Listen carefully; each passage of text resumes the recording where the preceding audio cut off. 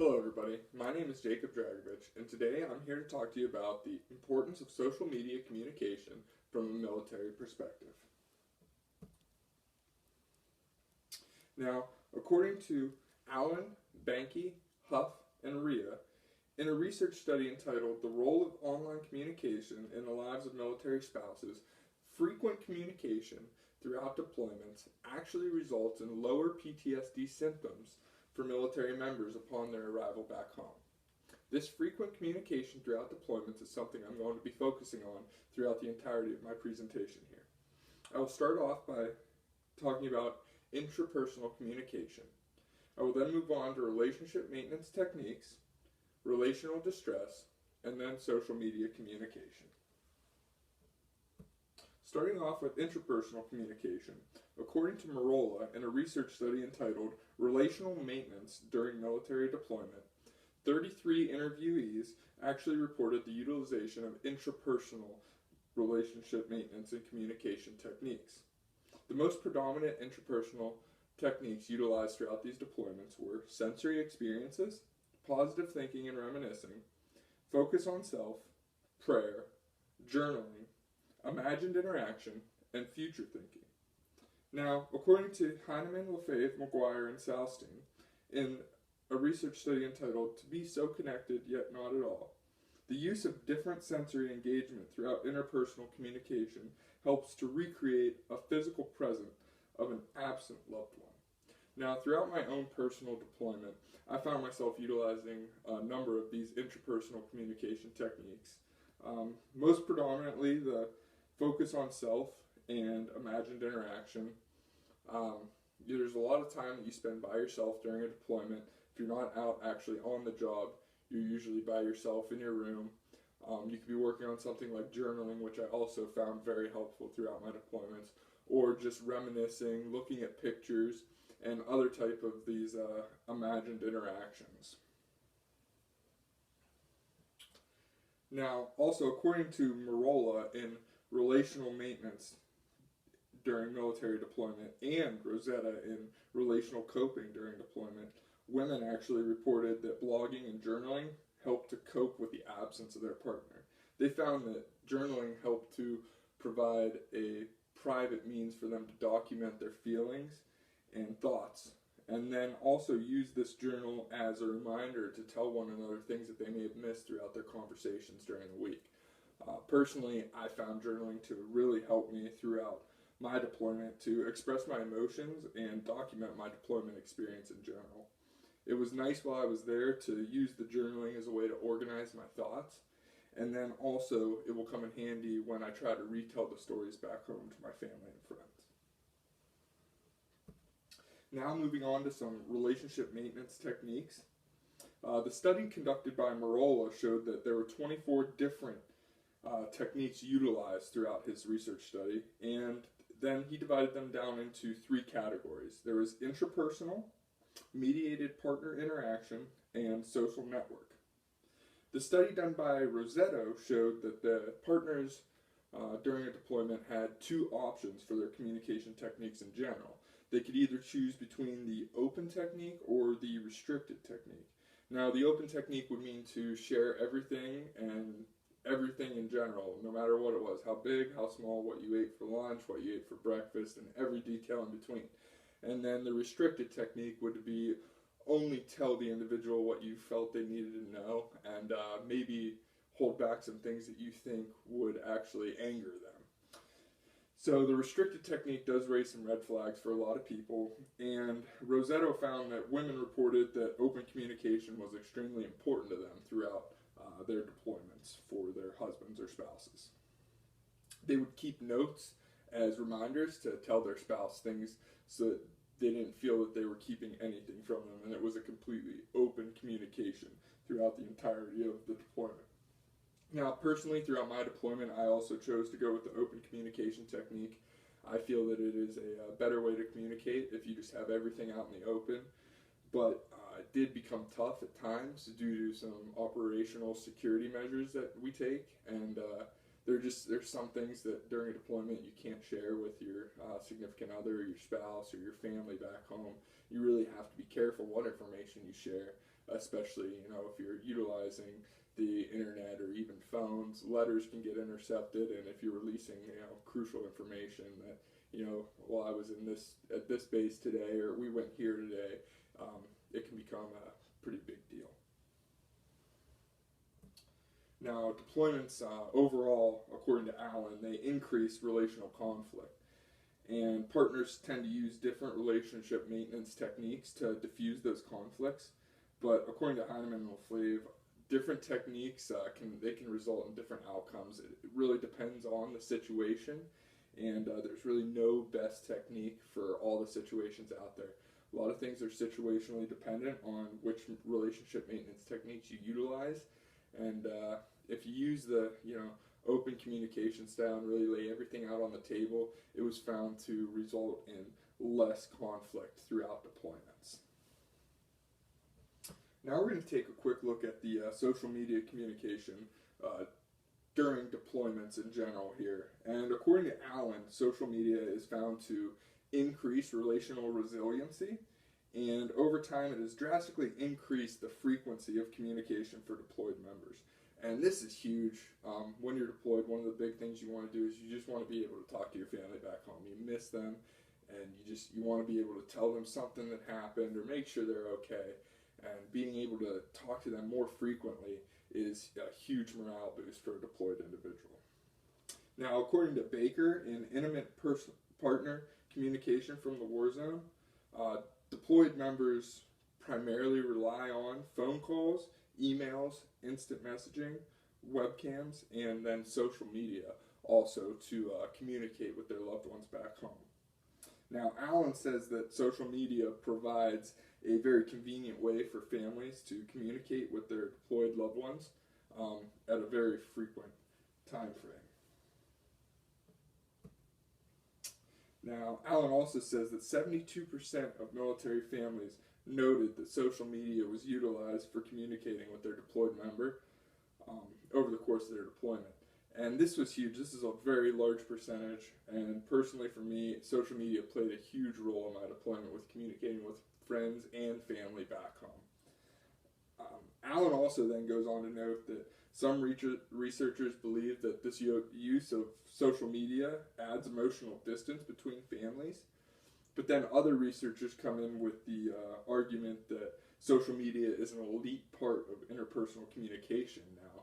With everything evolving how it has over the years, social media really does play a lot larger of a role in today's world and interpersonal communication in general.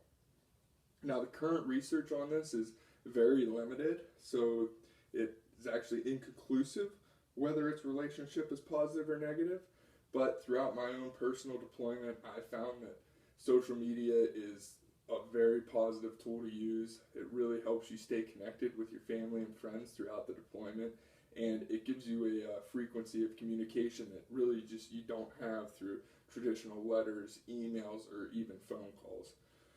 One of the big things with phone calls, it's nice to, talk on the phone with your loved one through, the traditional means of going up and dialing their number, but waiting in line for that phone can take, hours at times when, half of the base wants to talk to their family back home. They all rush over to the phone booth, and you're gonna be waiting for a while if you want to get on one there.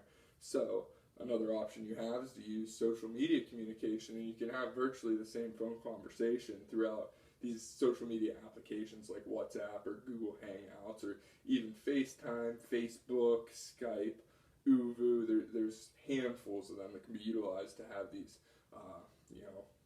visual and just verbal conversations with one another. Now we're going to take a quick look at some relational distress throughout deployments and some concerns that were brought up by some military members and military spouses about the use of social media in general. Some concerns about the relationship between social media and infidelity were brought up in a couple interviews. One particularly done on some Marine Corps spouses, and they did not report having personally engaged in or experiencing infidelity throughout their spouse's deployment, but many of them did note that they were concerned for other couples during deployments. And one spouse that shared that she was actually aware of other military spouses who had provided information on social networking sites to see other men while their husbands were deployed. And they also noted that they do know military spouses who are not loyal and cheat on their husbands during deployments. So this was obviously something that can cause a lot of relational distress throughout a deployment and maybe a major downfall for social media in general. But I believe that the frequency of communication aspect that social media brings about to deployed members kind of outweighs that concern for infidelity. And now we're going to look at some things that deployments involve in general that can add to some relational distress. It's a prolonged family separation, danger, feelings of helplessness, loss, disruption, and destruction. All of these different aspects combined together can make for a very emotionally traumatic situation, according to Rossetto. Baker notes that throughout deployments there has been a positive correlation between depression and relational distress. So when somebody's separated from their family and they're going through some sort of relational distress, it is seemed to snowball and then turn into a deep depression. So it's good to minimize these relational distresses at all costs. Baker also notes that depression and relational concerns actually result in below average duty performance also. So once again, it's best to do everything you can to decrease these relational distresses to ensure that you don't fall into a depression or you can actually perform your job up to the standard that you are expected to perform it. Now, a lot of the things that I was relating to throughout this presentation here was my own personal deployment experience. I was recently deployed to the Middle East, and just to quick sum up everything, for intrapersonal communication, I found that journaling, future thinking, looking at pictures, and reminiscing were some great intrapersonal communication techniques that really helped me to get through the day and sort my thoughts out and document everything, just so I had some stuff to come back home and talk to everybody about.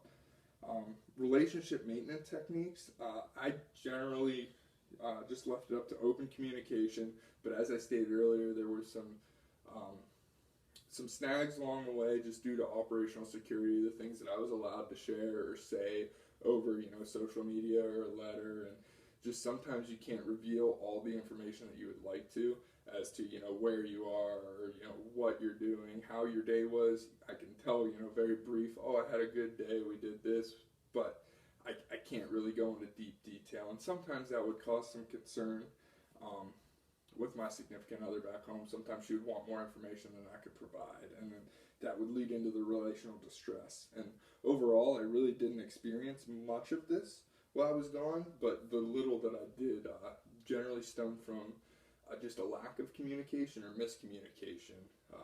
Being deployed, you're battling a lot of different things. You're battling, being thousands of miles away from your home.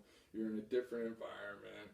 For me, it was insanely hot every day, and you're dealing with all these different aspects. It's a 7-hour time difference from back home, and sometimes you're drained after you get off work, and you want to come back to your room, and you just want to be able to talk to that person back home, your family, your loved ones, and they may be sleeping at the time, or they may be at work because of the time difference, and so then you go to sleep, and when you wake up, you got to go to work, so then you can't talk to them, and at times you would go without talking to them for a couple days, and it adds a lot of stress to your job, and you're worrying about how are these individuals doing back home and all of this. So social media really helped me in that aspect, because I could just send a quick message through WhatsApp or Google Hangouts or Snapchat, Facebook, all these different social media avenues I had at my disposal. I could send a message out, say, hey, good morning, how are you? Just wanted to touch base. I'm not going to be able to talk for a couple hours.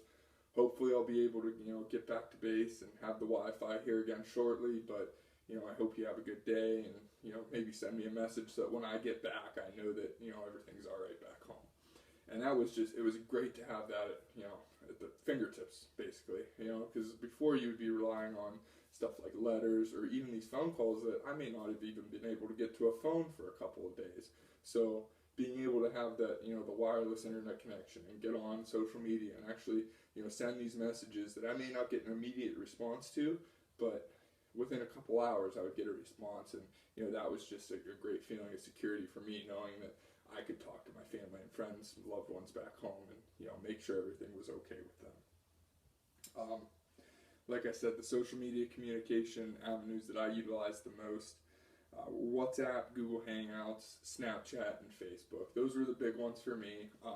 Personally, I did a lot of instant messaging on WhatsApp. Google Hangouts offered the same things. I did some instant messaging on there also, but primarily just used Google Hangouts for the FaceTime aspect. It gave a little bit of a better video communication than WhatsApp had, so that was one of the big things I used it for. Those are probably the most effective means of communication through social media while I was gone. Snapchat is just kind of like a morale booster. You're out there, you're sweating all day, you're drenched, you're dripping in sweat, and you take a funny picture of yourself and you send it to your friends, and then you look at it later and you crack a smile and you're like, man, it was hot out there today. And just these little things, even if the social media is not a direct communication with somebody else, sometimes even, these silly pictures that you take or you post something on Facebook, I mean, sometimes they'll just help boost your own morale when you look back at them. So overall, I think that social media plays a key role in deployments for military members, because it just, the frequency at which you can communicate with your loved ones back home, and the documentation aspect of it too. You can go back through your messages or your phone calls or your pictures on these social media sites, and it just brings back memories, whereas if you were making a traditional phone call or writing letters, you might not be able to do that. So overall, social media is phenomenal, and it really helped me personally throughout my deployment. So I'm just going to finish up here. I've got some references on my slides for the different sources I used throughout my research study here. And thank you very much for your time. Have a great day.